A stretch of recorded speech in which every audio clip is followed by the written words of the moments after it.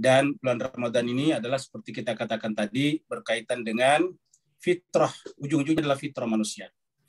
Ya, walaupun ada yang mengartikan fitrah dengan kembali futur, makan, tetapi intinya kata fitrah ada dalam Al-Quran, yaitu fitrat Allah allati fataran nas 'alaiha. Dan fitrah itu adalah originalitas yang datang dari Tuhan. Itulah sebabnya ada identitas yang sama antara fitrah manusia dan fitrah Tuhan.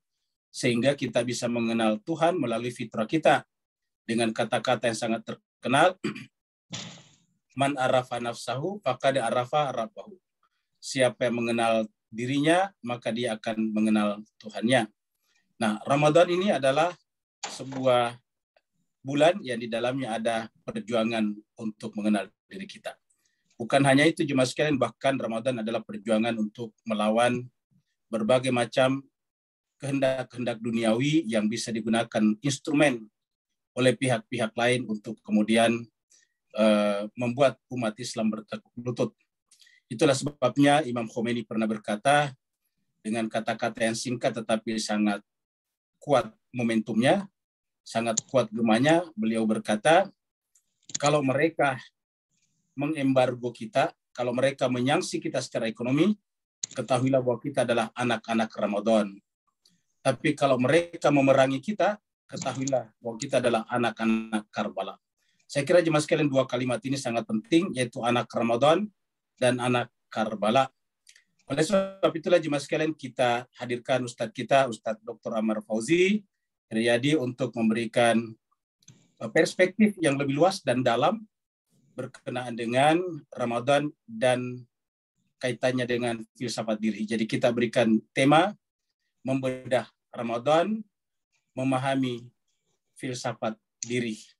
Karena beliau sudah bersama dengan kita, kepada Ustadz Amar Fauzi kita persilakan dengan segala hormat, waktunya memberikan materi kurang lebih 1 jam. Setelah itu setengah jamnya kita isi dengan dengan diskusi. Jadi Ustadz Amar, diskusi kita usahakan selesai pas jam 5:30, yaitu jam 17.30. Kepada Ustazuna Ustadz Amar Fauzi, kita persilakan dengan segala hormat. Fadhal Ustadz.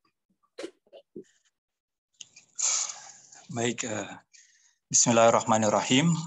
Mohon suara saya dikonfirmasi apa baik atau tidak, Ustadz? Bening Ustadz.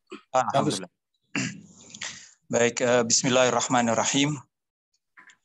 Alhamdulillahirabbil alamin. Nahmaduhu wa nasta'inuhu wa nastaghfiruh wa na'udzu billahi min syururi anfusina wa min sayyiati a'malina.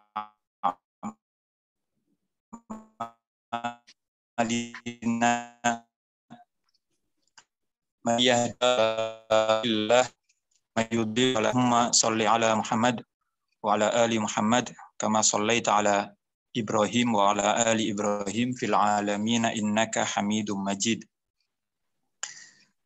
Bapak-bapak, ibu-ibu, saudara-saudara yang dimuliakan oleh Allah, Assalamualaikum warahmatullahi wabarakatuh. Waalaikumsalam. Pertama-tama mungkin terlalu berlebihan, tapi saya ingin menyampaikan rasa syukur sekaligus juga rasa tanggung jawab untuk menyampaikan terima kasih dan rasa bahagia bisa berjumpa kembali dengan Ustadz Rusli Malik. Walaupun untuk sementara kadang-kadang saya juga melalui putri beliau di kampus, ya, jadi dengan saluran putri beliau mungkin mudah-mudahan salam-salam saya tersampaikan, ya. Juga saya berbahagia kembali bisa berjumpa dengan saudara-saudara di RKAB. Semoga pertama-tama sehat selalu, ya. Kadang-kadang ulama kita di Iran, jangan sakit, yang kedua jangan mati. Gitu. Tapi maksudnya di sini mati apa? Mudah-mudahan kita bukan hanya mati binatang kita yang mati, ya, kebinatangan kita yang mati, tetapi lantas kita bisa menghidupkan kehidupan ilahi kita. Lebih dari sekedar kehidupan manusiawi kita. Nah, selamat pula atas karunia yang Allah berikan, di mana kita termasuk makhluk-makhluk yang masih diberi kesempatan oleh Allah Subhanahu wa taala waktu-waktu usia untuk diperjumpakan kembali dengan bulan suci Ramadan.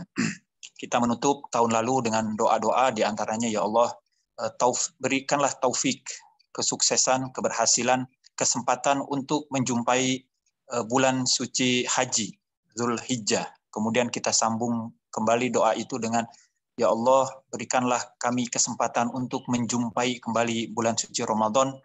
Tentu saja perlu kita muhasabah dan masih ingat hati kita semua terluka pada saat kita meninggalkan bulan suci Ramadan. Ada hal-hal yang masih kita sesali karena belum kita maksimalkan waktu-waktu kita, kesempatan, hidangan yang masih belum kita cicipi, ya.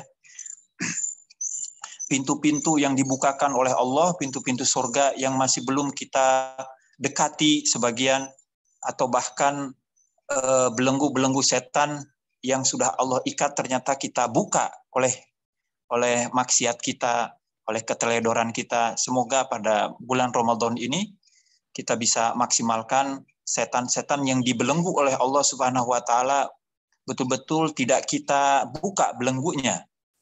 Pintu-pintu surga yang Allah bukakan tidak kita tutup sendiri dengan keteledoran kita.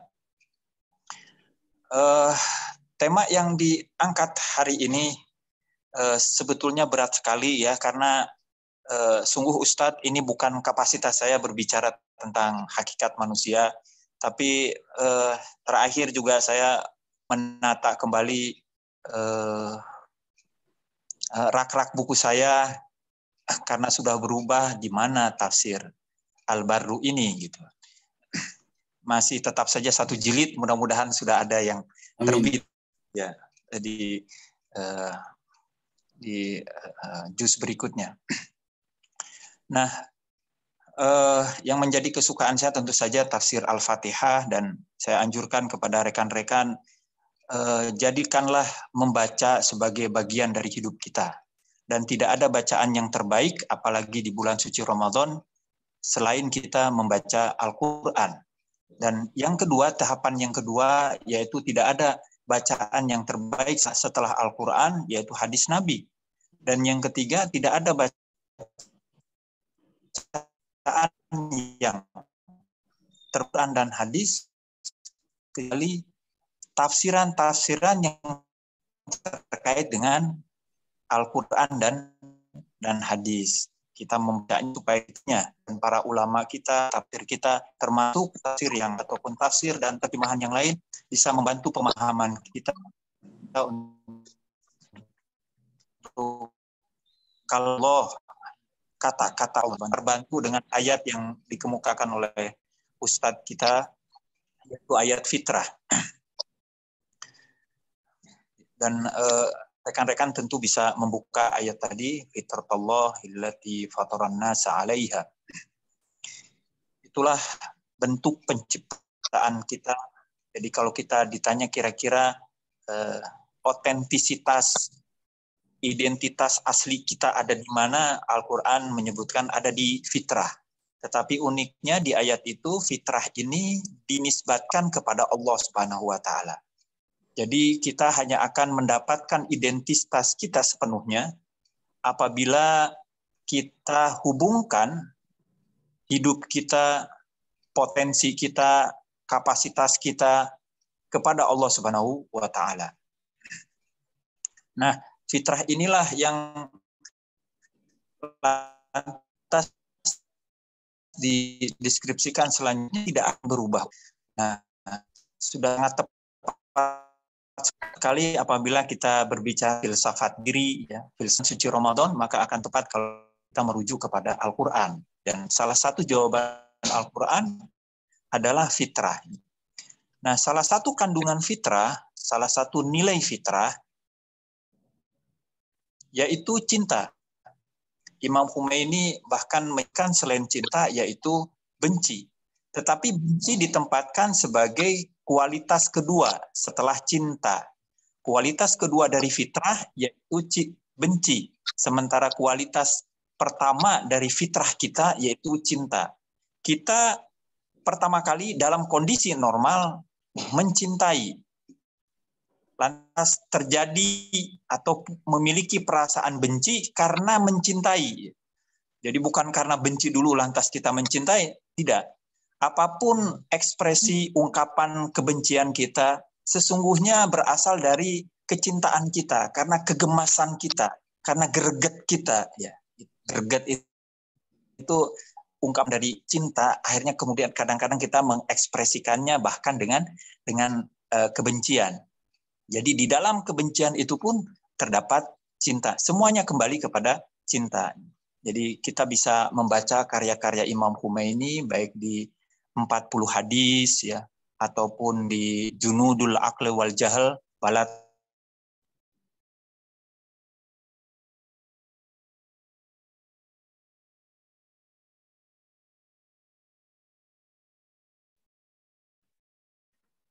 Ustadz Amar, Ustadz Amar ya, mikrofonnya mati.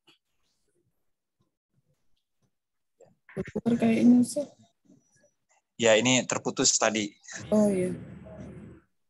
Jadi akan baik sekali apabila kita meluangkan waktu barang beberapa menit untuk juga membuka karya Imam Khomeini seperti 40 hadis ataupun karya lainnya yang berjudul Bala Tentara Akal dan Kebodohan. Di sana kita akan temukan deskripsi cinta yang terkait dengan fitrah.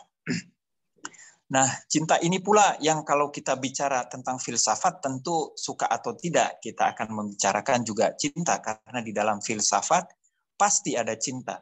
Sayangnya di perguruan-perguruan tinggi, di kelas-kelas, ya, diskusi, kalau bicara filsafat, kita kekeringan cinta.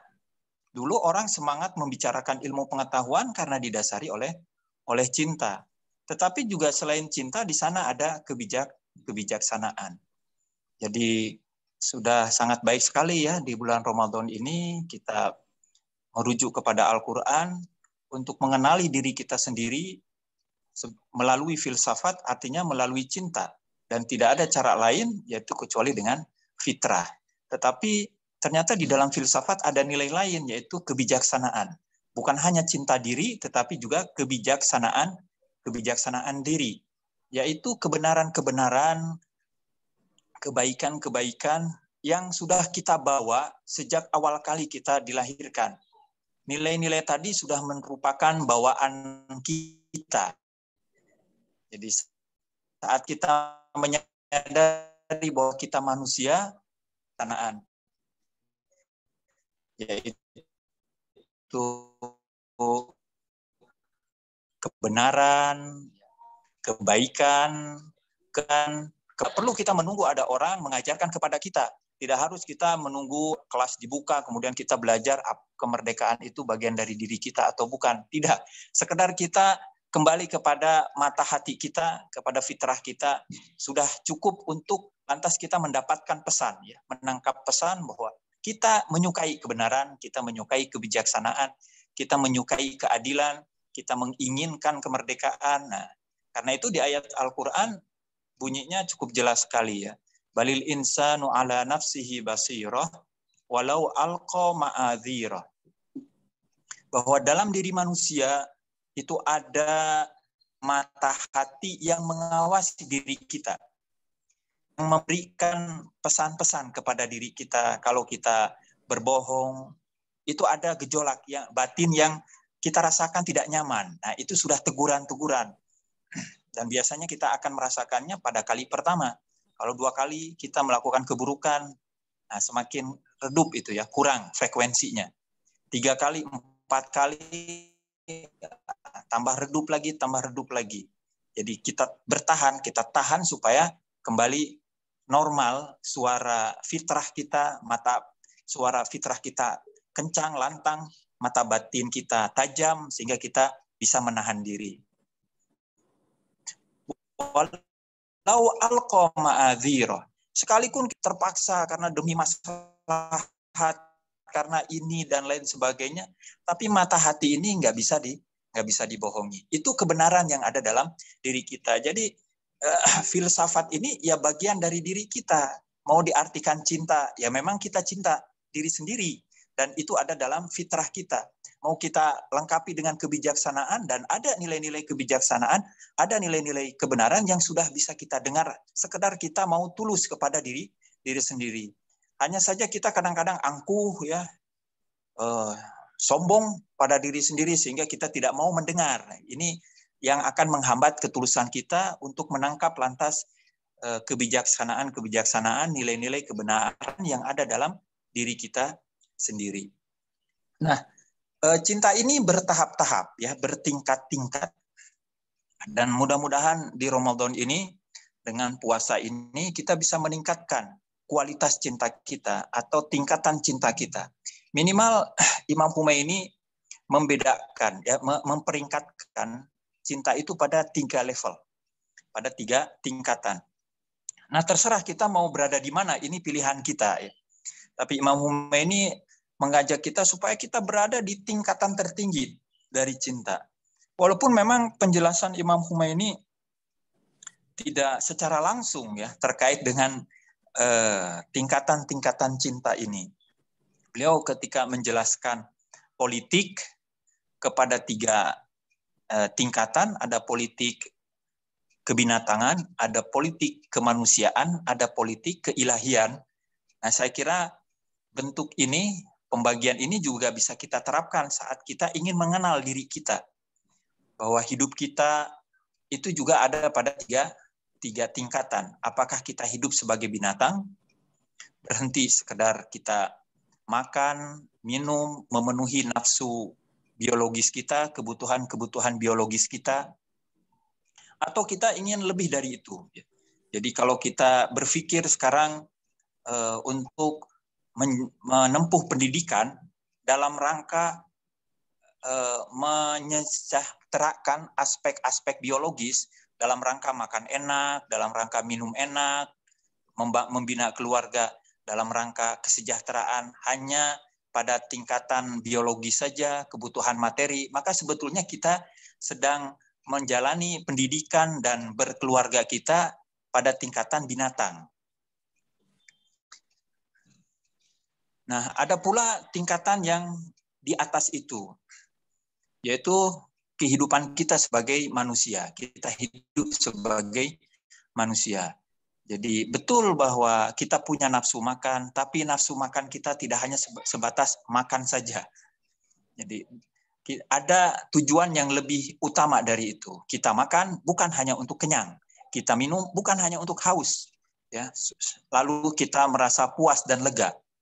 Kita juga melakukan hal-hal lain, kebutuhan-kebutuhan biologis kita untuk mendapatkan kepuasan saja, tidak.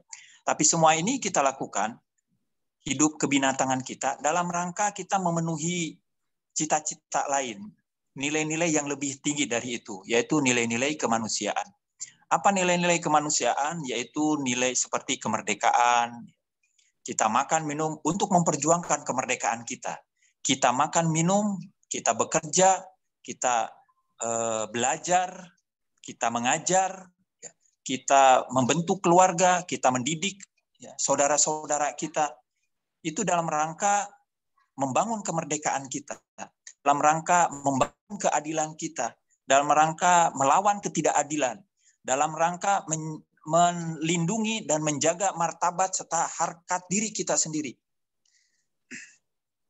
Jadi yang sebelum-sebelumnya, kebutuhan-kebutuhan biologis kita itu kita lakukan untuk kebutuhan yang lebih tinggi, untuk nilai-nilai kemanusiaan. Kita ingin bekerja untuk lantas kita mendapatkan rizki. Selanjutnya tidak semata-mata kita gunakan untuk kebutuhan-kebutuhan materi, kebutuhan-kebutuhan biologis, tapi untuk berbagi, untuk berkorban. Apalagi di era pandemi sekarang ini. Nah, maka sebetulnya kita sudah melampaui derajat kebinatangan dan kita tingkatkan hidup kita sampai ke level kemanusiaan. Nah, nilai-nilai ini alhamdulillah di Indonesia kita dikuatkan dengan ideologi kita berbangsa dan bernegara, yaitu Pancasila, di mana di dalamnya hampir 90%-nya bahkan lebih kita juga dikuatkan dengan nilai Pancasila tersebut. Nilai-nilai kemanusiaan, nilai-nilai keadilan, nilai-nilai keberadaban, nilai persatuan, kemudian ada lagi kerakyatan, hikmat kebijaksanaan, permusyawaratan, keadilan sosial. Nah, ini semua nilai-nilai kemanusiaan. Nah, kita ingin menyempurnakan pemahaman kita tentang Pancasila, utamanya di sila pertama. Bagaimana semua nilai-nilai tadi betul-betul membentuk satu ruh, di mana bukan hanya di sana ada nilai kebinatangan yang lantas menyempurna menjadi nilai-nilai kemanusiaan, tapi nilai-nilai kemanusiaan kita pun bahkan bisa lebih menyempurna lagi menjadi nilai-nilai ketuhanan.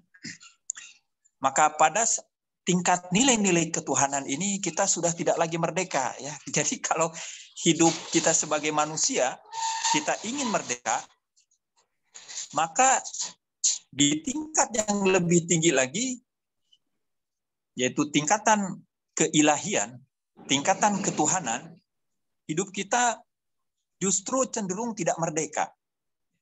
Justru cenderung tidak merdeka. Yaitu tidak merdeka lawannya, yaitu menjadi budak. Jadi kalau di hidup kemanusiaan menjadi budak itu kehinaan, dan kemerdekaan itu adalah kemuliaan, di tingkatan hidup keilahian dan ketuhanan, hidup merdeka itu adalah hidup kehinaan. Kita merasa mandiri, kan? Merdeka itu mandiri. Mandiri dari siapa? Mandiri dari Tuhan. Itu kehinaan. Merasa diri kita bisa menyelesaikan segala sesuatunya. Bahkan punya kesadaran, punya pemahaman, aku bisa hidup dengan diriku sendiri, aku bisa makan dengan diriku sendiri, aku bisa minum dengan diriku sendiri. Itu sudah merupakan penghinaan terhadap diri sendiri. Artinya sudah mengosongkan identitas keilahian kita. Kita sudah membatasi hidup dan tingkatan hidup kita sebatas manusia saja. Tuhan menginginkan kita supaya kita meningkat, bukan hanya sebatas hidup kemanusiaan, tetapi hidup keilahian. Yaitu ditandai dengan kita tidak merdeka dan kita tidak suka merdeka di hadapan Tuhan. Maka di hadapan Tuhan sebaliknya kita menjadi budak.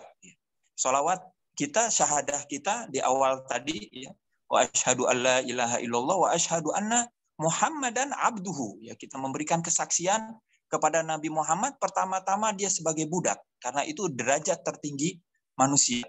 Jadi menjadi merdeka itu adalah kemuliaan. Menjadi adil itu adalah kemuliaan. Berkorban demi orang lain juga kemuliaan. Tetapi ada tingkatan yang lebih tinggi dari itu.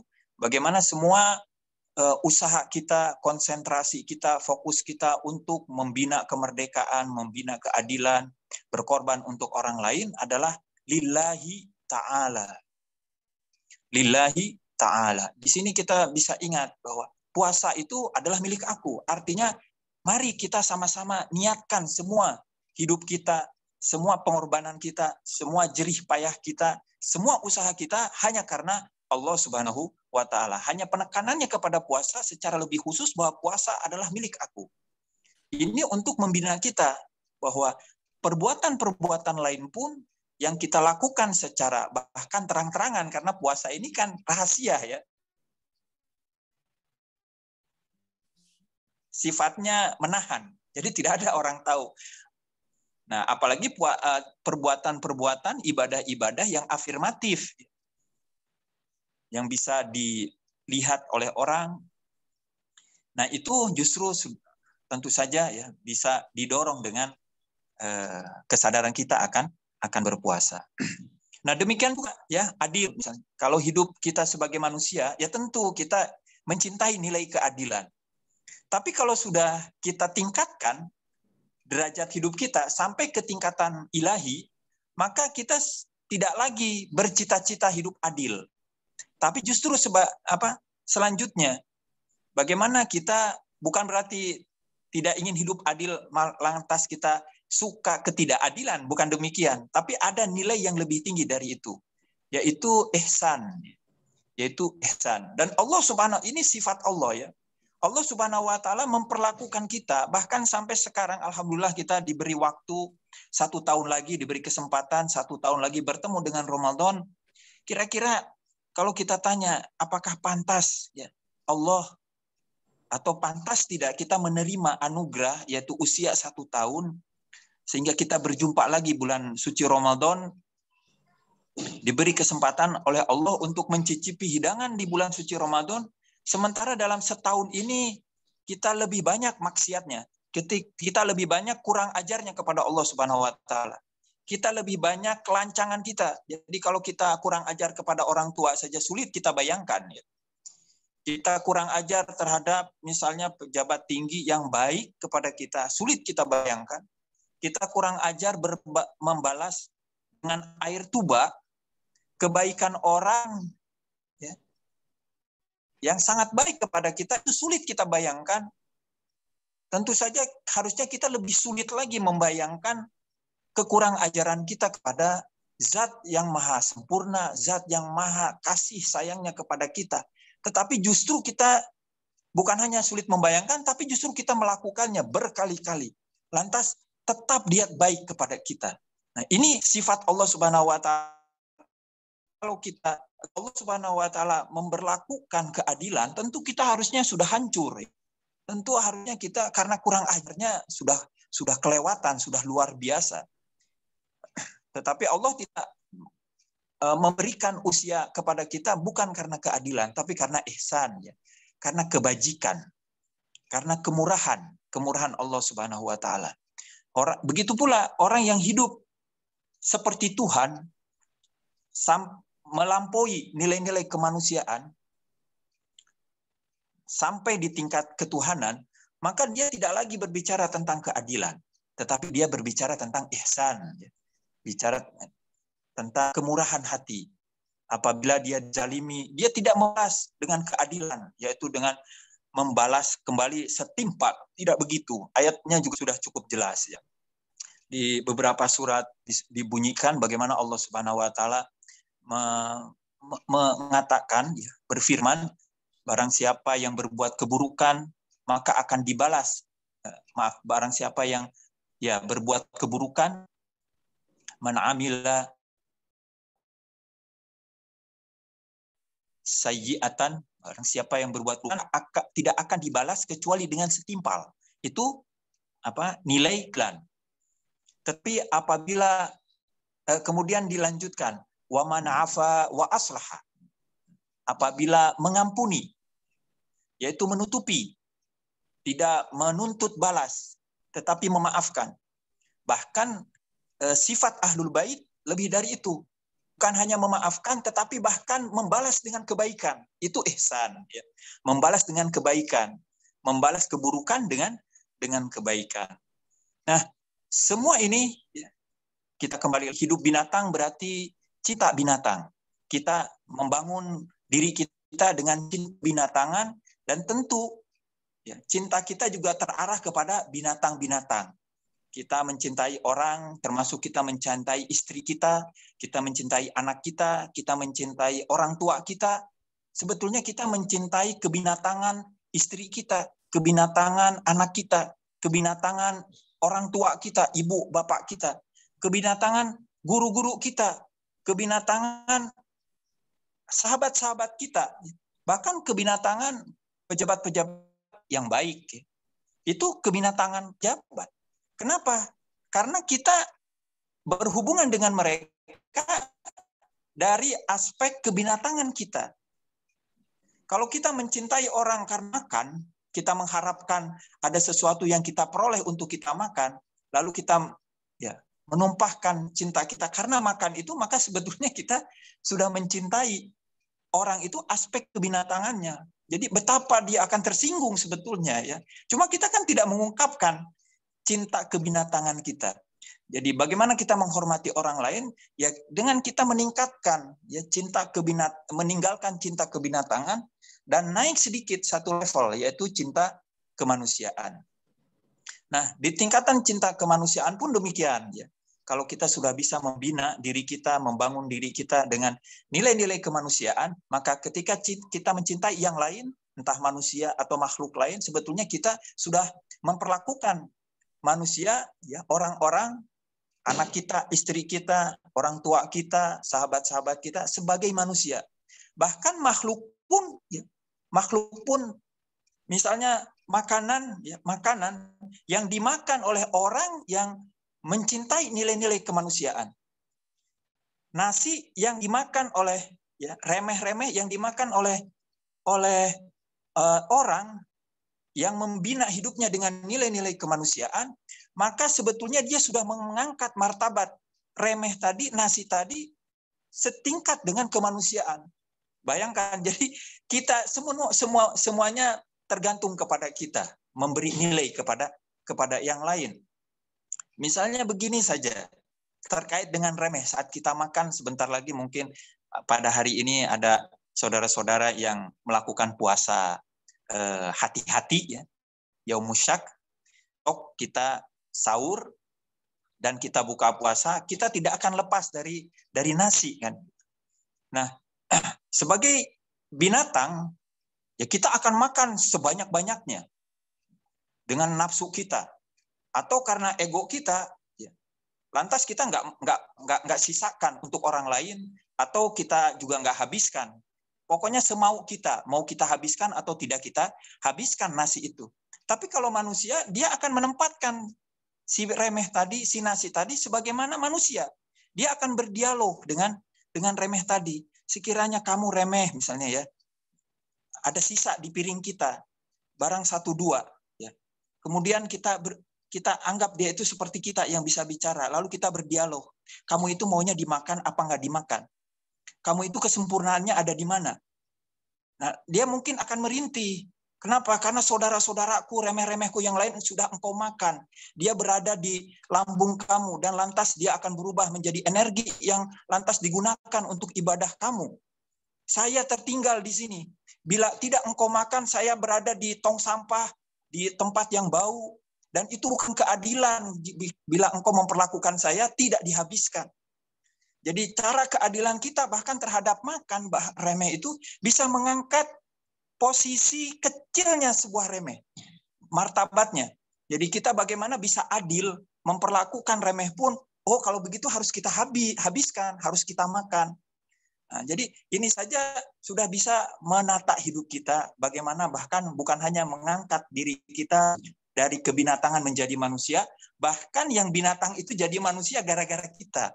Dan betapa nanti di akhirat kelak akan banyak saksi-saksi. Ya Allah, sekali mungkin banyak dosa-dosa kita, ya, nanti akan dihadirkan remeh-remeh itu. Dia yang sudah menempatkan aku pada tempatnya, yang sudah menyelamatkan aku yang tadinya akan berada di tong sampah, menjadi busuk dan basi, dia menyelamatkan aku di tempat yang memang aku diciptakan untuk itu.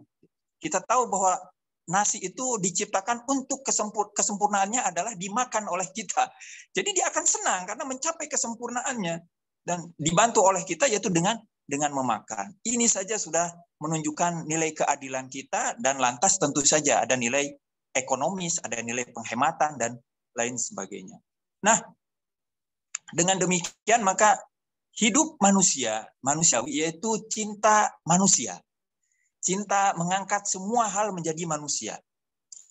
Dan tentu saja kita berada di tingkatan manusia yang lebih tinggi ketika kita bisa memanusiakan bukan hanya manusia, ya. Kita masih seringkali mendengar memanusiakan manusia. Nah, sekarang mari kita dengan semangat Ramadan nanti yang akan saya jelaskan lebih lanjut, bagaimana kita memanusiakan binatang, memanusiakan tumbuh-tumbuhan, memanusiakan makanan, memanusiakan minuman. Semua kita bisa makan. Tapi ada contoh lain dari Ahlul Bait dan kita didorong oleh Al-Quran, yaitu kita menjadi budaknya Allah Subhanahu wa taala. Saat kita berbuat baik, berlaku adil, ya, kita berlaku adil kan tidak harus disyarati jadi beriman dulu, ya. Anda hanya akan bisa berbuat adil kalau jadi orang muslim. Enggak gitu. Orang kafir pun bisa berbuat adil. Tidak beriman pun bisa berbuat adil. Banyak orang yang berkorban untuk orang lain, untuk bangsanya, untuk negaranya. Dia tidak beriman. Bisa sekali. Orang memperjuangkan kemerdekaan, dia tidak beriman. Tidak Muslim, tidak Kristen, tidak beragama. Dan tidak harus juga berahlul bait. Orang bisa menuntut kemerdekaan, bisa menuntut keadilan, bisa berjuang untuk berkorban untuk orang lain. Ini kita temukan bahkan di Karbala. Bagaimana Imam Hussein mengingatkan berkali-kali ya dengan penuh kesabaran. Di bawah tekanan dan ancaman kematian masih menyerukan kepada bala tentara musuh ya, Yazid bin Muawiyah yang akan membunuhnya. Terus diingatkan dengan Al-Quran, dengan pesan-pesan Nabi yang oleh musuh sendiri diterima. Tetapi ketika pesan-pesan itu sudah tidak lagi efektif, maka beliau mengatakan begini, in lam takun lakum dinun. Jika agama sudah tidak kalian lagi percaya, wala takhafunal ma'ad, dan kalian sudah tidak lagi takut akan neraka dan tidak berharap akan surga, fakunu ahraran fi dunyakum. Minimal kalian jadi manusia lah, jadi manusia merdeka, jadi manusia. Jadi tidak perlu lah kalau memang kita ingin menyelesaikan pertempuran ini, tidak perlu dengan pesan-pesan Nabi Muhammad, tidak perlu dengan firman-firman Al-Quran, tidak perlu dengan melibatkan Tuhan. Minimal kalian jadi manusia yang merdeka. Itu saja sudah minimal kita bisa membaca bahwa ada perbedaan antara nilai kemanusiaan dan nilai ketuhanan. Nah, kita ingin hidup kita lebih sempurna lagi dengan Ahlul Bait, bukan semata-mata kita belajar nilai-nilai kemanusiaan, menguatkan nilai-nilai kemanusiaan, tapi kita menghidupkan nilai-nilai ketuhanan di atas nilai-nilai kemanusiaan. Semua bakti kita, semua amalan-amalan baik kita, perjuangan kita untuk mempertahankan kemerdekaan, menjaga martabat kita sebagai bangsa Indonesia, sebagai manusia, sebagai Muslim, sebagai pengikut Ahlul Bait, itu semua harus kita lapisi dengan nilai keilahian, yaitu dengan niat, sekedar niat saja, ya. Lillahi ta'ala. Nah, karena itu pula sekali lagi tadi ada nilai, kalau kita lantas dengan nilai-nilai ketuhanan ini, yaitu nilai kita sebagai budak. Bayangkan kalau kita sebagai budak nggak akan pernah kita sombong gitu ya depan orang lain, sombong dengan harta, apalagi itu ya Allah dengan harta, lalu memamerkan kemegahan duniawinya, sebetulnya dia sedang sombong kebinatangannya. Jadi ini betapa bodohnya kita menyombongkan kebinatangan kita. Jadi harusnya kalau kita sombong minimal menyombongkan kemanusiaan kita, minimal itu. Nah, minimal kita menunjukkan kalau kita pejuang kemerdekaan, pejuang keadilan gitu, mau berkorban. Nah, kita lebih tinggi dari itu, kita ingin budak. Maka ketika kita memperjuangkan kemerdekaan, tidak ada bahkan rasa kita lebih tinggi karena kita memang budak gitu. Kita ingin tuluskan semua hidup kita untuk Allah Subhanahu wa taala. Tidak ada kita mengedepankan adil dulu, tidak, tapi kita mengedepankan ihsan ya, kemurahan hati kita. Kalau ada orang berbuat buruk, kita tidak sesegera langsung pakai nilai kemanusiaan, yaitu mari kita tindak adil, kita tuntut. Enggak begitu, tapi kita maafkan dulu. Kita kedepankan kemurahan hati kita. Apalagi di keluarga. Ya. Keluarga itu pertama-tama janganlah dibina dengan keadilan, tapi binalah dengan ihsan. Ya. Kepada anak kita kalau salah, bagaimana ya kesalahannya itu tidak ditindak dengan keadilan. Kalau ada pasangan kita, suami istri kita ada salah, dahulukan pemakluman dan pemaafan untuk lantas membangun komunikasi yang baik, sehingga komunikasi yang baik inilah bagian dari ihsan. Tutupilah kekurangan satu dengan yang lain, tutupilah aib kita ya, kesalahan kita satu dengan yang lain, sehingga kita akan terketuk dengan sendirinya. Nah, biasanya kalau adil ini dalam keluarga itu pada kondisi kritis, baru bicara keadilan. Baru bicara keadilan di situ. Jadi mari kita membangun diri kita, membangun keluarga kita, membangun komunitas, membangun masyarakat dan bangsa kita ya, dengan nilai-nilai ihsan. pertama-tama ya. Berikutnya baru ada nilai-nilai keadilan yang berbasis pada nilai-nilai ketuhanan. Nah, karena itu pula ihsan ini pasti ya kita akan kehilangan kalau kita bermurah hati ya, karena di situ ada keadaan mengalah. Kepada adik kita mengalah, kepada suami kita mengalah, kepada istri kita mengalah. Dalam mengalah itu ada derita, tetapi di dalam derita ada kebahagiaan. Karena apa? Kita dengan kesadaran ilahi tadi membangun ihsan, yaitu kecintaan Tuhan. Cinta Tuhan, cinta ilahi, yaitu ihsan. Maka di dalamnya ada kebahagiaan sekaligus ada derita. Dan ini bisa kita temukan sepenuhnya di doa Kumel ya. Coba diamati doa Kumel itu ya. Di doa Kumel itu kita tidak pernah ya, meminta surga. Imam Ali itu tidak ada kata-kata surga itu. Meminta surga itu tidak ada. Meminta keberuntungan apa duniawi ya, supaya kita ekonomi kita baik, kita enggak ada di situ. Enggak ada meminta kebahagiaan surgawi itu tidak. Kata surga aja tidak ada. Justru yang paling banyak kata neraka. Ya, kata neraka yang banyak. Dan lantas dan isinya juga percintaan dengan Allah Subhanahu wa taala. Doa Kumel adalah salah satu cara bagaimana kita meningkatkan cinta, melepaskan, memastikan bahwa kita terputus dari kebinatangan kita, dari cinta kebinatangan, dan meningkatkan cinta kemanusiaan kita ke tingkat cinta ilahi. Dan di cinta ilahi itu Imam Ali bahkan unik sekali ya, di doa Kumel itu memposisikan dirinya dalam penderitaan yang paling dahsyat, luar biasa, yaitu berada di dalam neraka. Imam Ali mengatakan, aku siap, aku senang, tetap senang. Bila engkau putuskan ya Allah, aku masuk ke dalam neraka, aku akan terima.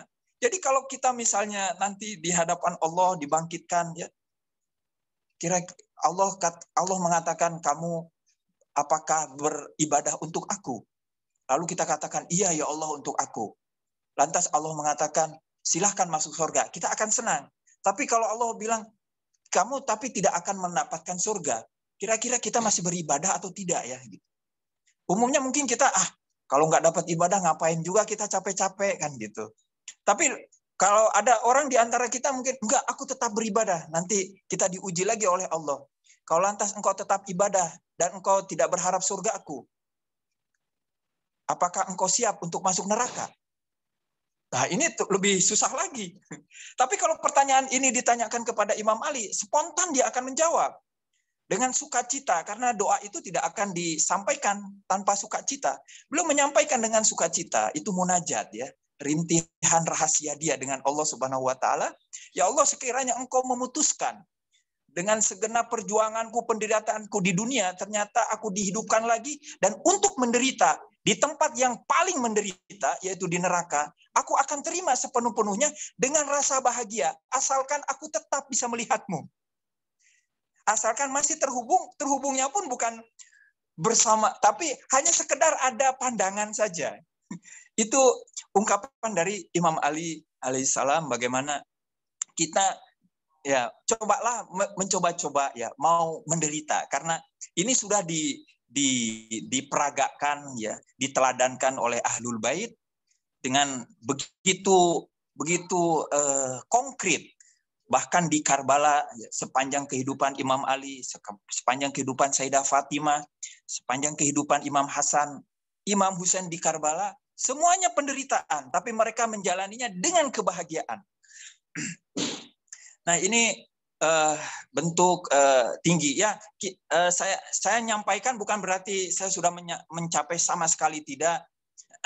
Dan mungkin kalau kita tanya kepada Imam Khomeini sudah mencapai ini, kita percaya bahwa beliau sudah mencapai, tapi beliau sendiri mungkin tidak merasakan seperti itu. Minimal kita tahu lah bahwa berapa derajat kesempurnaan dan di titik mana kita berada. Jadi minimal kita tahu deskripsi ini. Untuk yang kedua yaitu termotivasi. Yang kedua kita tahu diri, di mana posisi kita berada. Yang ketiga kita termotivasi untuk menyempurnakan sisa-sisa dari jenjang kesempurnaan. Nah, terkait dengan hal ini maka bisa kita pahami, saya kira salah satu sabda Imam Ali alaihi salam, a'dhamul jahlul insan nafsahu. Ini saya temukan di kata mutiara hikmah yang disebarkan di grup-grup WA Ahlul Bait ya. Ini menyentuh sekali ya. Kebodohan yang paling besar ya, kebodohan terbesar adalah kebodohan manusia akan dirinya sendiri.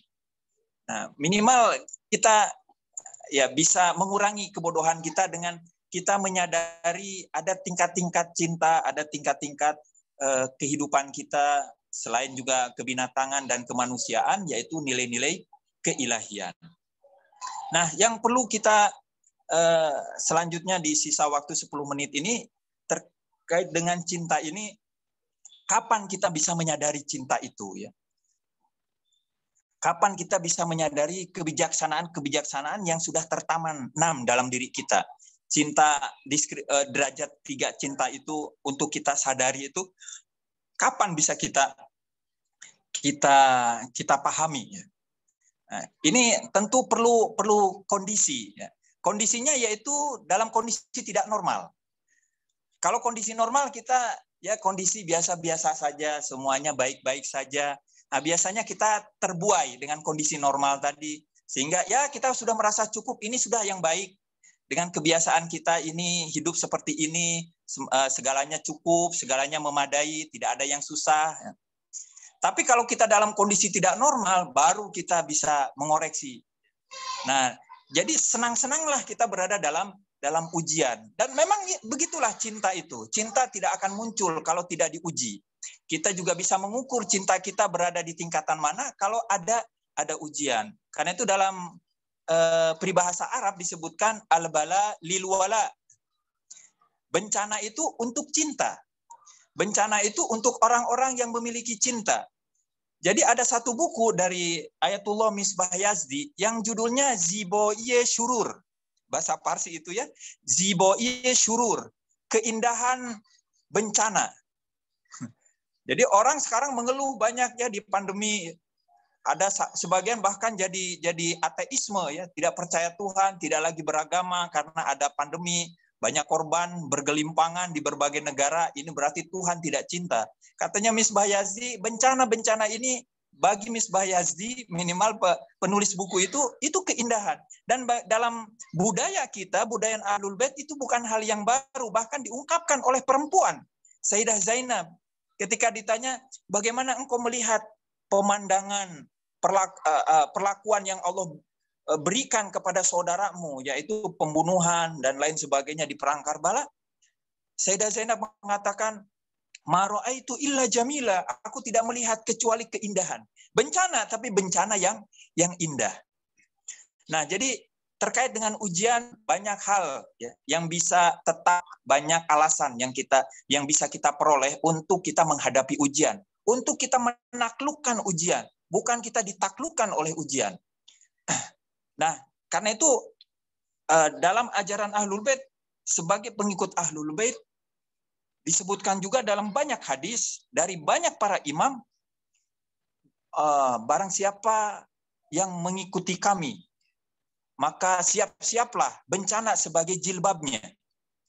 Jilbabnya yang akan menyertai dia terus. Kenapa? Karena pemimpin-pemimpin kita juga menderita. Pemimpin-pemimpin kita diuji dengan berbagai ujian. Nah, kita sekarang di bulan suci Ramadan ini diuji. Karena itu Ramadan adalah kesempatan kita, kesempatan yang Allah berikan dalam 1 tahun untuk 30 hari paling banyak, mungkin 29 normalnya. Kita menguji kembali, menguji kenormalan kita.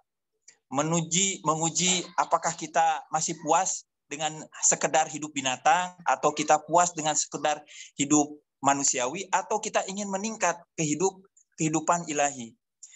Ramadan ini kalau dibedah artinya itu terik matahari. Karena terik matahari kita akan merasakannya membakar.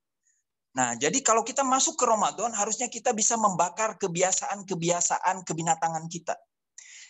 Dengan Ramadan, dengan amalan-amalan Ramadan, dengan kewajiban dan sunnah di bulan Ramadan, harusnya kita bisa membakar nilai-nilai kemanusiaan kita supaya meningkat ke nilai-nilai ilahian.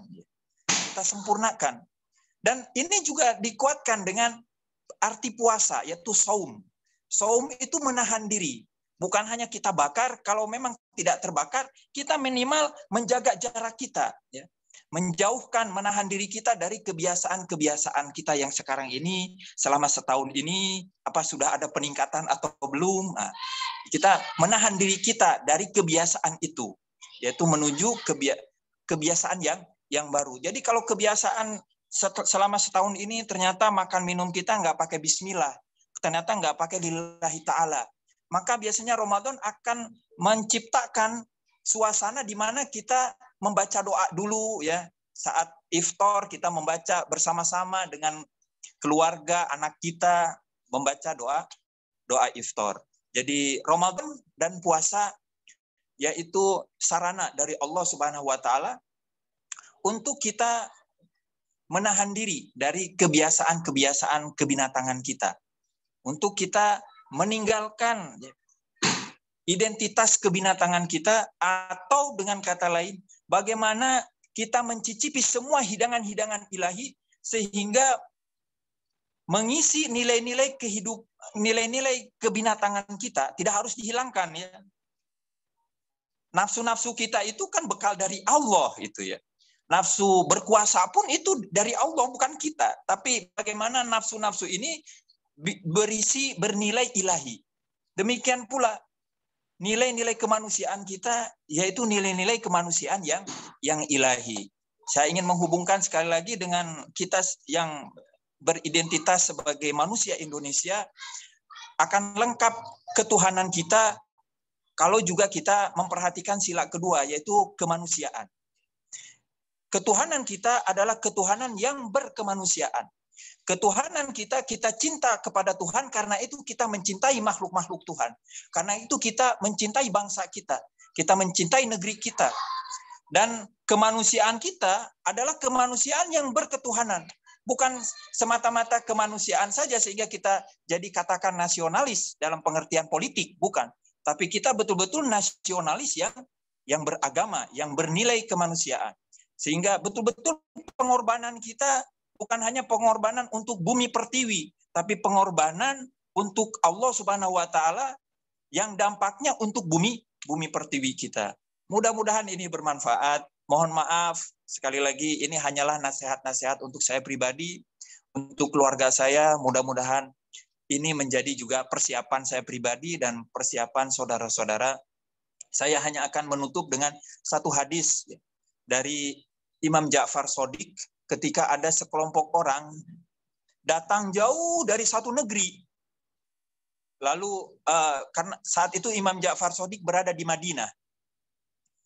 Mereka berjumpa dengan Imam Ja'far Shadiq, lalu mereka menyampaikan kecintaan dan ketulusan mereka kepada Imam Ja'far Shadiq. Sehingga ditanya oleh Imam Ja'far Shadiq, "Wahai saudara-saudara, untuk apa dari mana kalian datang?" "Kami datang dari negeri yang jauh sana."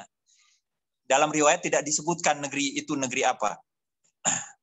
Riwayat ini sebetulnya sudah pernah viral juga ya di WA Group beberapa tahun lalu. Saya hanya akan mengulang saja. Kemudian Imam bertanya, "Apa maksud kalian menjumpai kami di sini?" Mereka menjawab, "Kami datang ke sini untuk menyatakan kecintaan dan ketulusan kami kepada engkau, wahai Ahlul Bait." Kemudian Imam Ja'far Shadiq menanyakan, "Man khallafta min ikhwanika fa ahsana tsana wa zakka wa atra." Lalu Imam Ja'far Shadiq bertanya, "Bagaimana keadaan saudara-saudaramu di sana?" Maksudnya saudara-saudara pengikut-pengikut Imam Ja'far Shadiq yang lain yang ada di kota itu. Maka orang-orang itu menyebutkan kebaikan. "Alhamdulillah di sana baik-baik saja." Ya. Lalu Imam lebih konkret lagi menanyakan, "Bagaimana? Apakah ada kunjungan kalian kepada orang-orang saudara-saudara kalian yang sakit?" Ternyata dijawab, "Tidak ada kecuali sedikit saja dari kami." Lalu ditanyakan lagi, "Apakah kalian juga meringankan beban orang-orang miskin kami di sana?" Lalu dijawab juga, "Demikian, sangat sedikit kami, sedikit sekali." Lalu imam mengatakan, kalau begitu untuk apa kalian datang ke sini? Jadi niat baik tadi ternyata tidak berdasarkan kesadaran. Kesadaran cinta kepada seiman, apalagi sebangsa.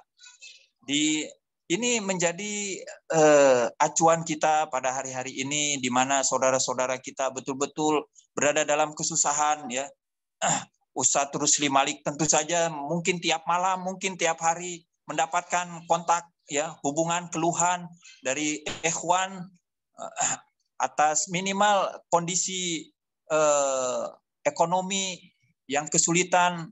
Saya bagaimana ada satu keluarga yang ditinggalkan oleh orang tuanya, sementara ditanggung oleh istrinya sebanyak 6 anak, sehingga yang satu harus terputus sekolahnya. Ini juga menjadi tanggung jawab kita yang di Purwakarta, karena ini warga Purwakarta, ya, untuk juga memprioritaskan ikhwan kita. Jangan sampai, ya Allah, mudah-mudahan ya, jangan sampai ada saudara kita yang kesusahan, lantas dia dibantu oleh selain komunitas kita. Maka saya kira yang marah adalah Imam Ja'far Shadiq. Jadi Imam Ja'far Shadiq akan mempertanggungjawabkan cinta dan ketulusan kita. Apa artinya cintamu? Apa artinya janji dan ikrar ketulusanmu? Kalau memang ternyata kalian tidak bisa menolong orang-orang fakir, pengikut kami yang sekarang ini. Jadi caranya, marilah kita di bulan suci Ramadan ini, bulan di mana kita ingin sering kita membahagiakan saudara kita dengan cara kita berbuka puasa bersama, ya, keluarga besar kumpul berbuka puasa bersama. Kita ingin ada buka puasa bersama dengan komunitas, kita ingin berbuka bersama dengan kumpulan-kumpulan yang lain. Jangan sampai buka puasa kita itu jadi kemubaziran. Mubazir yang kalau dilihat oleh orang-orang miskin, dia akan berharap seandainya makanan-makanan, minuman-minuman yang tersisa itu diberikan kepada kami. Itu lantas kita jadikan sampah. Betapa kita tidak adilnya, betapa kita tidak cintanya kepada Ahlul Bait. Mari rekan-rekan di majelis-majelis nanti kalau ada minuman gelas plastik, habiskan karena tempatnya air minum yang ada di gelas itu adalah di perut kita. Kalau tidak habis, bawa ke rumah, jadikan dia sebagai air siraman untuk bunga kita, untuk tanaman kita menjadi tetap sempurna. Itu hal-hal terkecil yang saya kira salah satu konsekuensi yang paling praktis, ya, untuk kita berRamadan, untuk kita berpuasa, yaitu bagaimana kita hidup sehat, bagaimana kita hidup efisien. Mohon maaf sekali lagi, wabillahi taufiq wal hidayah, waridha wal inayah. Wassalamualaikum warahmatullahi wabarakatuh. Waalaikumsalam warahmatullahi wabarakatuh. Terima kasih banyak Ustadz Ammar, syukran katsira. Saya kira paparannya sangat mewakili seluruh perspektif kita tentang Ramadan.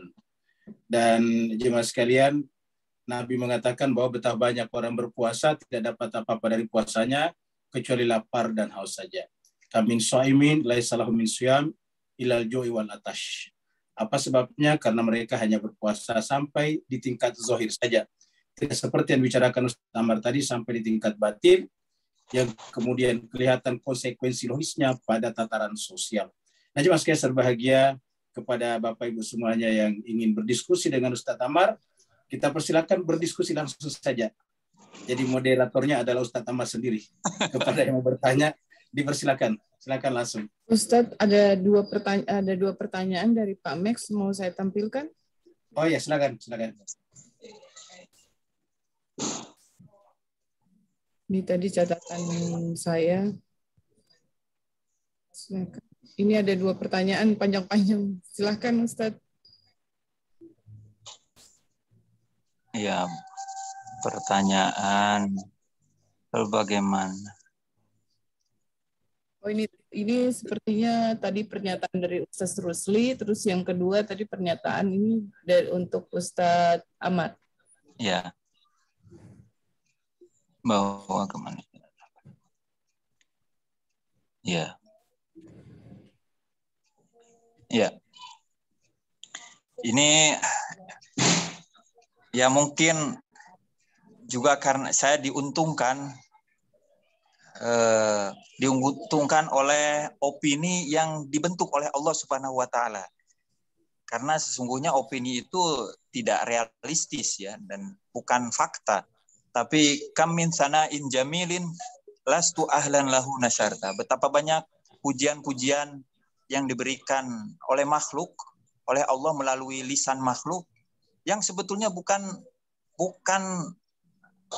milik kita, ya. Bukan layak kita miliki, tapi Allah tebarkan. Yaitu ya kadung saya tadi juga oleh Ustadz Rusli dikenalkan sebagai pecinta filsafat. Tapi dari situ justru saya beruntung karena saya mendapatkan respon yang sangat bagus sekali ya dari penanya Bapak yang mulia, Bapak Max Hendrian Sahu Leka. Mohon doanya Bapak. Ini Sartre ini ya salah satu filosof postmodernis ya yang kita tahu semua dia tidak percaya Tuhan, ya dia ateis, aliran eksistensialisme yang ateis. Ada eksistensialisme yang teis, ada eksistensialisme yang tidak teis juga tidak ateis. Nah, Sartre ini sang eksistensialis yang ateis. Tapi saya percaya tidak ada pendapat yang 100% keliru, itu tidak ada.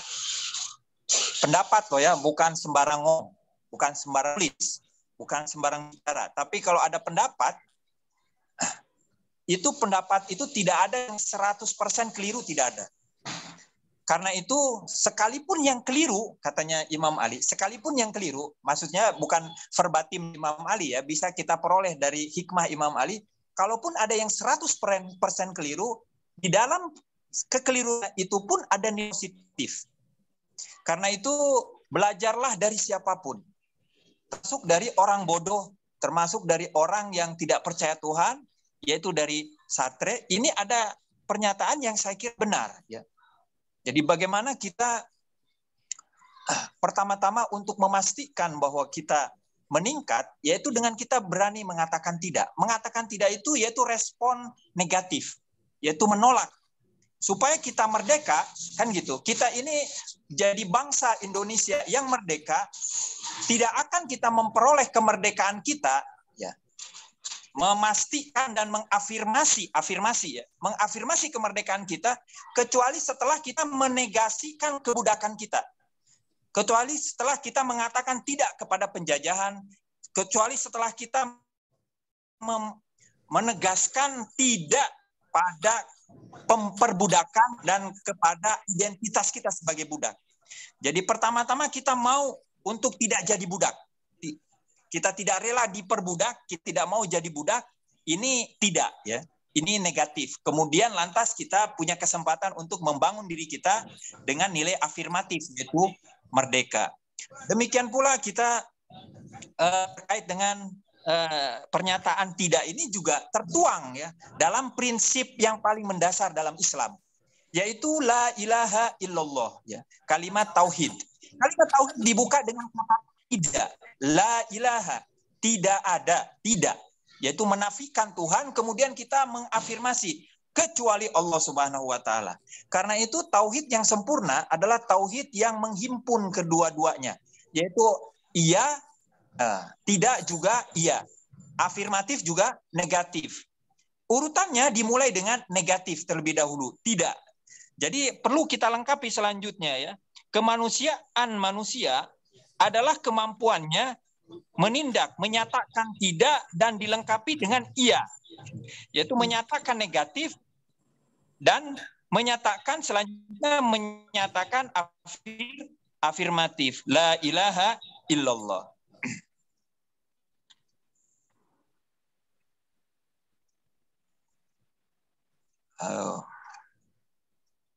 Mungkin untuk sementara sekian. Ustaz, ternyata yang pertanyaan pertama juga buat Ustadz Amar, maaf Ustadz. Ya. Yang pertanyaan pertama juga buat Ustadz Amar, silahkan Ustadz. Ya, coba saya amati dulu ya. Iya, silakan. Ini saya tidak mengatakan Ustadz Rumli ya. Putra Ramadan ini ungkapan yang indah sekali ya, bangsa Iran diembargo, menunjukkan bahwa puasa bangsa Iran benar-benar. Betul-betul, rekan-rekan, ibu-ibu, bapak-bapak, saya kira dalam bernegara, dalam berbangsa, kita membutuhkan keteladanan. Kadang-kadang kita, ya bukan kadang-kadang, sering bahkan, ya, kita mengalami keputusasaan, pesimisme ketika kita melihat perilaku para pejabat yang tidak mencerminkan keteladanan untuk berdikari, berdiri di atas kaki sendiri, untuk merdeka, untuk berdaulat, untuk berindependensi.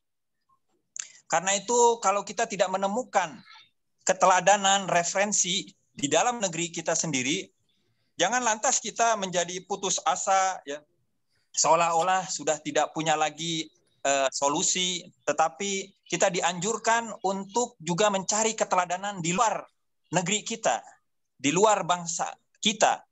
Nah, orang Indonesia, orang Muslim Indonesia, untuk sementara ini mereka mencari keteladanan, kalau tidak ke Saudi, mereka akan memotret keteladanan dari Mesir dan utamanya dari Turkiya. Kita, saya kira sebagai pengikut Ahlul Bait, tidak akan merujuk kepada negara-negara tadi, kepada bangsa-bangsa tadi. Kita akan merujuk kepada negara yang identitasnya lebih mirip dengan kita, yaitu kepada Iran. Dan sejauh ini, ya, saya kira Iran dengan keberadaannya saja, dia masih tetap ada dengan berbagai penderitaan di dalamnya, dengan berbagai kekurangannya, dengan berbagai ancaman di dalamnya, sudah merupakan bukti nyata bahwa dia bisa bertahan. Mungkin saudara-saudara ikhwan yang melihat dari dekat bagaimana krisis moneter di Iran jauh lebih parah daripada yang kita alami tahun 98, ya mungkin ada 4 kali lipat yang kita rasakan, ya. Nilai mata uang di sana betul-betul, sehingga kalau kita berkunjung sekarang ini ke Iran, ya kita menjadi kaya mendadak, ya, bawa $1.000 kaya mendadak kita di sana. Nah, dan lantas kita berbincang-bincang dengan warga, ya, dengan supir, dengan penjual-penjual, dengan warga yang lewat, dengan tamu keluarga yang kita kunjungi, ya. Nah, mereka akan melaporkan kekurangan-kekurangan, ya, keluhan-keluhan mereka terhadap negara, ya, yang mereka anggap salah kelola. Tetapi itu kondisi normal. Sekali lagi, kondisi normalnya, ya mereka akan mengeluh. Nah, apakah mereka tidak cinta kepada negara mereka? Harusnya dilihat pada kondisi tidak normal. Iran yang tidak normal. Nah, Iran ini sekarang dalam kondisi betul-betul tidak normal, di mana bangsanya sedang diuji, negaranya sedang diuji, pemerintahnya sedang diuji, sistemnya sedang diuji, yaitu wilayatul faqih juga di sana sedang diuji. Dan rakyat Iran dengan berbagai kompleksitas karakter yang berbeda-beda, tingkat kekerasannya. Jadi kalau kita misalnya katakan, biasanya kalau bicara tentang karakter keras itu katakan Batak, ya, walaupun bukan begitu kan, umumnya saja. Di Iran pun ada yang seperti itu, ya, di beberapa wilayah. Tapi mereka tetap solid. Ternyata ketika dibutuhkan oleh negara kehadiran mereka untuk hadir minimal dalam hari-hari besar, hari-hari merupakan momentum revolusi, seperti hari kemenangan revolusi Islam Iran, itu mereka tumpah ruah ke jalanan menyambut sukacita untuk menunjukkan bahwa mereka setia dalam kondisi mereka sulit sekarang. Dan saya tidak tahu kira-kira kalau Indonesia dalam kondisi seperti itu, apakah mereka akan memilih alternatif lain atau tidak. Wah, kalau begitu kita ubah saja misalnya sistem negara kita revisi ideologi negara kita. Nah, di sana masih tidak ada suara-suara seperti itu. Mereka tetap loyal, ya. Bahkan itu dikuatkan dengan wafatnya Qasim Sulaimani, syahidnya Qasim Sulaimani. Jadi orang-orang yang tampaknya kelihatannya misalnya anti revolusi, justru dengan syahidan Qasim Sulaimani kita bisa menyadari betapa kelirunya kita selama ini. Ternyata banyak orang-orang yang cinta kepada Qasim Sulaimani, banyak orang-orang yang cinta kepada Republik Islam Iran. Nah, ini satu potret dari Iran yang mereka mau hidup dengan pilihan mereka sendiri. Mereka mau mempertanggungjawabkan keputusan mereka sendiri sebagai negara Republik Islam Iran yang betul-betul ingin berdaulat sepenuhnya, tidak ada sedikit pun kesan membudak dan merengek kepada bangsa lain, la syiah wala gharbiyah. Nah, saya kira ini juga bisa kita pelajari ya. Yang mungkin sementara ini juga kita tidak dalam lingkaran pejabat publik, tapi minimal kita bisa menerapkan di lingkungan keluarga kita nilai-nilai ketahanan sosial dan politik di sana, ketahanan ekonomi bisa ditunjang dengan ketahanan politik ya. Mereka mau menderita, mereka mau mengikut dalam kesusahan, dalam tekanan, tetapi juga mereka terlibat dalam penguatan sistem politik di sana. Nah, berikutnya jangankan diembargo puluhan tahun, mungkin diembargo sebulan saja tidak sanggup. Nah, ini saya kira juga bagian dari penilaian ya, yang sudah juga pertanyaan tadi itu saya kemukakan kembali. Sekiranya misalnya kita berada di Iran atau krisis yang dialami oleh Iran, tekanan-tekanan dari luar ya. Apakah kita masih tetap bisa bertahan, punya ketahanan sosial politik yang memadai, ataukah justru kita panik, ya? Kemudian kita melakukan protes-protes yang berlebihan ataukah tidak. Entah sebagian orang mungkin masih memahami bahwa Iran itu diuntungkan dengan adanya musuh, ya. Tapi justru musuhnya Iran itu bukan musuh sembarangan, musuhnya orang-orang kuat. Musuhnya negara-negara kuat. Jadi bagaimana dia bisa bertahan, bukan semata-mata bertahan begitu saja, tapi bertahan di negara-negara yang punya segenap fasilitas untuk melemahkan sebuah negara. Dan kita tidak perlu jauh-jauh ke Iran untuk mau bertahan dan mau mandiri. Kita sekedar cukup saja melirik ke tetangga Saudi, yaitu Yaman.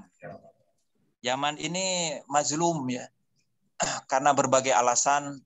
Mazlum karena tidak diperhatikan. Yaman ini negara yang paling miskin di kawasan. Diserang oleh negara yang paling kuat di kawasan. Didukung oleh koalisi dari negara-negara yang paling kuat juga di kawasan. Tapi sampai berapa sekarang ya? 8 tahun. Ternyata Yaman ini yang kita lihat pakai sarung ya, kita lihat pakai ikat kepala, ada belati di pinggangnya, lalu bawa senjata, nah, itu. Kadang-kadang kita lihat nggak pakai alas kaki, entah sepatu atau sandal, tapi mereka justru sekarang bisa bahkan menyerang balik dan membuat Saudi Arabia menjadi kewalahan ya, dan meminta bantuan dari Amerika, meminta bantuan bahkan dari Iran, sekarang sedang melakukan perundingan untuk mencari jalan keluar supaya bagaimana dia bisa angkat kaki dari lumpur hidup yang semakin dibom, ternyata semakin menelan dirinya masuk ke dalam. Semakin mengirim bom ke Yaman itu seperti orang yang berada di lumpur hidup, semakin bergerak semakin tersedot ke dalam. Ya, mudah-mudahan kita bisa belajar dari Yaman. Sayangnya sejauh ini pengamatan saya, karena saya juga beraktivis di Yaman, ini terkait dengan Yaman di KOSPI. Sayangnya sikap pemerintah sepertinya ya lebih memperhatikan sikap-sikap Saudi Arabia. Assalamualaikum Ustaz. Waalaikumsalam warahmatullahi wabarakatuh. Alhamdulillah, barakallahu fi azim. Bismillahirrahmanirrahim. Allahumma shalli ala Muhammad wa ali Muhammad. Wajib. Ustaz, soalan Wajib. saya Ustaz, sebagai orang yang penuh dosa, tak masum seperti kita ni, di luar bulan Ramadan tu Ustaz, bagaimana untuk kita istiqamah sepanjang hayat dalam gerak Isra' Mi'raj cinta tadi yang Ustaz kupaskan, Ya. agar kita kekal dalam kecintaan, kerinduan sejati yang takkan pernah kenal padam sampai kita capai pada liqa ilallah. Ya Allah. Barakallahu fiikum. Afwan Ustaz. Ada kebiasaan dari ulama-ulama kita, yaitu mereka membuat resolusi untuk 1 tahun ke depan di bulan suci Ramadan. Jadi bulan suci Ramadan itu tidak sebagaimana umumnya kita digeser ke awal Januari. Para ulama kita menjadikan bulan suci Ramadan sebagai momentum untuk pertama-tama muhasabah, yaitu mengintrospeksi, mengevaluasi diri kita selama 1 tahun sampai menjelang Ramadan ini kita dalam keadaan apa.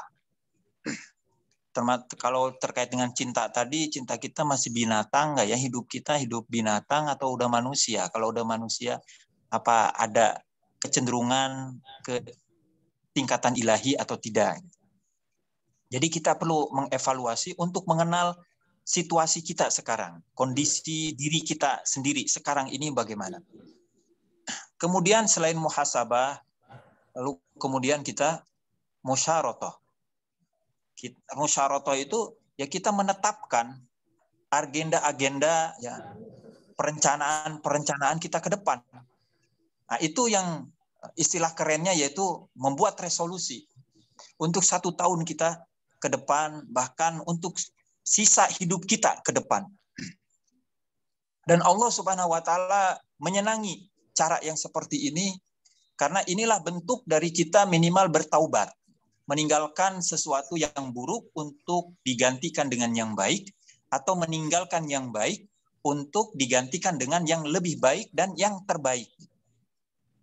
Nah, tempat kita minimal untuk membangun ke depan menjadi konsisten, maka bulan Ramadan ini menjadi momentum kita untuk muhasabah. Bukan hanya muhasabah terkait dengan materi, misalnya zakat kita dihitung sekarang, khumus kita dihitung mulai Ramadan, amal ibadah kita peningkatannya dihitung dengan Ramadan, lalu kita sebulan ini dianggap cukup untuk kita menciptakan kebiasaan baru, membiasakan diri dengan kebiasaan yang baru, yang lantas bisa kita lakukan di luar Ramadan dengan tetap mempertahankan 2 tadi, yaitu muhasabah dan musyarotoh. Berikutnya tentu saja yaitu muraqabah. Jadi bentuk dari muraqabah itu yaitu dengan muhasabah dan musyarotoh. Muhasabah yaitu terus kita mengevaluasi. Jadi kita diingatkan kalau di tasawuf itu tiap hari kita mengevaluasi 1 hari ini sebelum tidur apa yang sudah kita lakukan, apa yang belum kita lakukan. Yang kita lakukan itu baik, maka kita musyarotoh. Kita tetapkan untuk kita lakukan besok secara lebih baik lagi. Kita pertahankan yang buruk, kita musyarotoh. Kita tetapkan untuk kita tinggalkan. Nah, demikian tiap hari. Jadi bangun tidur kita sudah ingat dengan janji yang sudah kita tetapkan sebelum tidur. Jadi kita masuk tidur dengan niat yang baik, dengan kemauan yang baik, yaitu ingin lebih baik lagi pada saat kita bangun. Insya Allah tidur kita pun nilainya bukan nilai binatang, tapi tidurnya kita ini tidak sama seperti tidurnya kucing yang ada di rumah kita, tidak sama dengan tidurnya kambing, ya kan nggak beda ya. Tidur kambing, kalau kita tidur secara fisik kan nggak beda ya. Dia sama-sama napas. Kalau kita mendengkur, ada juga kambing yang mendengkur gitu ya. Nah, supaya kita beda tidur kita dengan binatang-binatang itu, yaitu kita bagaimana memulai tidur kita dengan kesadaran-kesadaran tadi. Minimal ya dengan wudu, ya, dengan wudu dan baca sholawat dan ayat kursi. Nah, itu yang bisa mengantarkan kita atau yang memberi nilai tidur kita. Nah, jadi dengan muhasabah dan musyarotoh kita bisa melengkapi muraqabah kita, berkonsistensi kebiasaan yang kita bangun di bulan Ramadan. Nah, kita besok hari pertama mudah-mudahan sudah bisa kita mulai resolusi baru kita untuk Ramadan ini, yang lantas bisa kita jadikan modal kita untuk kita pertahankan konsisten dan istiqomah sepanjang tahun depan, dengan harapan ya Allah semoga kita diberi karunia usia yang panjang dan berkah.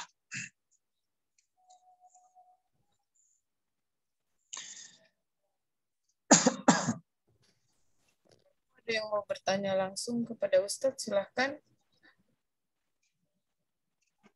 Assalamualaikum Ustaz. Waalaikumsalam. Afwan. Satu soalan lagi Ustaz. Bismillahirrahmanirrahim. Assalamualaikum Muhammad wa ali Muhammad. Ustaz, waktu kita hidup ni macam mana kita matikan keduniaan kita agar kita lebih tambah hidup sebelum kita mati? Barakallahu fi afwan Ustaz. Ya, singkatnya hidup ini tidak akan berarti kalau tidak ada kematian. Dan kematian pun tidak akan berarti kalau tidak ada kehidupan. Maka yang mengisi hidup kita sekarang adalah kematian. Karena itu kalau kita perlu memanajemen hidup kita yang sekarang ini tidak akan lengkap manajemen hidup kita kalau kita tidak memanajemen kematian kita. Jadi ada dua saya kira yang harus kita tata kelola sekarang ini. Pertama hidup kita, yang kedua kematian kita. Selanjutnya bagaimana kita mati, lantas untuk kehidupan yang berikutnya, yaitu kehidupan yang sesungguhnya. Nah, jadi pesan dari Rasulullah Shallallahu Alaihi Wasallam, ingatlah hadimul ladzah, ingatlah penghancur kenikmatan, maksudnya kenikmatan dunia. Dengan kita mengingat dunia, kita lebih mudah lagi untuk meninggalkan keterikatan, memutus keterikatan hati kita dari dunia. Keterikatan dunia ini kalau kita umpamakan, ya keterikatan dunia ini, dunia itu seperti ikatan-ikatan yang membelit hati. Maka kalau hati ini cermin, maka dia akan menjadi gelap karena diikat sepenuhnya oleh hati, oleh kecintaan dunia. Nah, untuk kembali hati kita normal, bening dan bersinar, maka perlu dihilangkan itu ikatan-ikatan dengan memotong dan mengurainya. Bagaimana mengurainya? Yaitu dengan ingat kematian. Untuk apa aku hidup kalau ternyata ada kematian? Nah, untuk apa lantas aku mati? Maka kita tentu berikutnya akan mengingat selain kematian, yaitu terkait dengan nasib kita. Apa sih setelah mati? Apakah masuk surga atau masuk neraka? Karena itu ada satu hadis dari Imam Ali, sekali lagi ini menarik. Orang tadi terkait dengan hadis yang orang yang paling bodoh dan orang yang paling alim, orang yang paling berakal adalah orang yang berbuat baik sekaligus dia takut. Alladzi ahsana huwal muhsinul khaif. Orang yang berbuat baik, orang yang menjalani kehidupannya dengan nilai-nilai kemanusiaan dan nilai-nilai keilahian, tetapi sekaligus dia takut akan nasibnya setelah kematian. Jadi dia ingat dengan kematian dan dia khawatir nasibnya apa yang akan dia hadapi setelah kematian. Apakah neraka ataukah surga? Ini kan ketidakmenentuan. Sekalipun dia sudah berbuat baik, tetapi dia tidak percaya dengan kebaikannya karena dia tidak yakin bahwa kebaikannya akan menyelamatkan dirinya. Dia tidak yakin bahwa semua amal-amal ibadah, kebaikannya, ya, perbuatan baiknya untuk dirinya, untuk keluarganya, untuk masyarakatnya bisa menjamin, bisa menyelamatkan dirinya. Tidak. Maka itu dia takut, dia masih khawatir. Nah, dengan demikian kita akan berharap satu faktor lain, yaitu ihsan Allah, kemurahan Allah, yaitu syafaat yang berupa syafaat ahlul bait, syafaat Nabi Muhammad Shallallahu Alaihi Wasallam.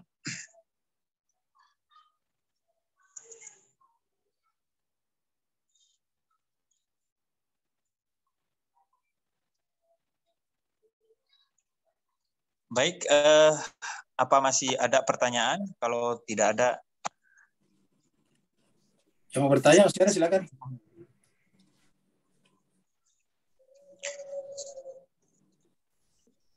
Kalau tidak ada lagi, berarti kita tidak ada lagi, Pak sekalian. Silakan. Kalau kita tidak, ya, ada dokter? Tidak ada sepertinya, Ustaz. Tidak ada ya. Karena tidak ada lagi, kita mempersilakan Ustadz Amar 1-2 menit untuk memberikan semacam close statement. Silakan, Ustadz. ya saya hanya akan membacakan satu ayat yang berbunyi, qala Allah Subhanahu wa taala, alaikum anfusakum la yadurrukum man dhalla idza tadaitum.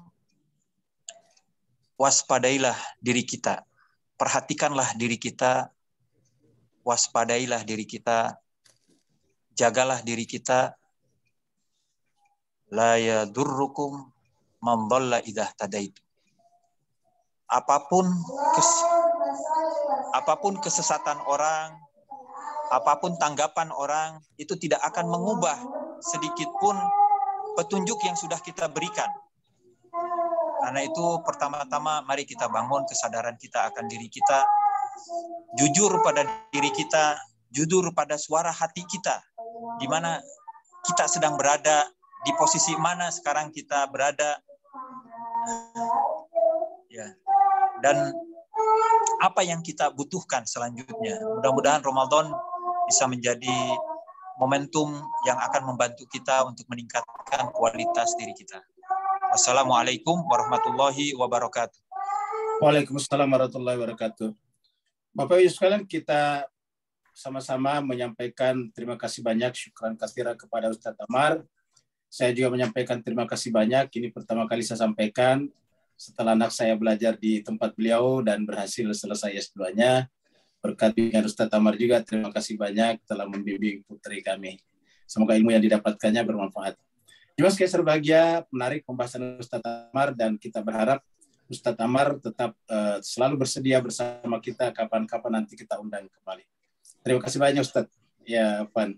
Dan Bapak Ibu sekalian, berarti selesailah pertemuan kita pada petang hari ini. Insyaallah bagi yang berpuasa hari ini, selamat berbuka puasa. Sedangkan yang akan berpuasa besok, selamat memasuki 1 Ramadan 1443 Hijriah. Semoga Allah SWT memanjangkan usia kita, memberikan kesehatan yang prima, dan terutama juga kepada Ustadz kita, Ustadz Amar, diberikan kesehatan yang prima untuk selalu berbagi ilmunya dengan kita semuanya. Terima kasih banyak juga atas kesertaan Bapak Ibu semuanya, dan mohon maaf atas segala kekurangan. Wa'alafu minkum. Wassalamualaikum warahmatullahi ta'ala wabarakatuh. Waalaikumsalam warahmatullahi wabarakatuh. Terima kasih Ustaz. Terima kasih Bapak Ibu semuanya. Assalamualaikum. Selamat Ustaz.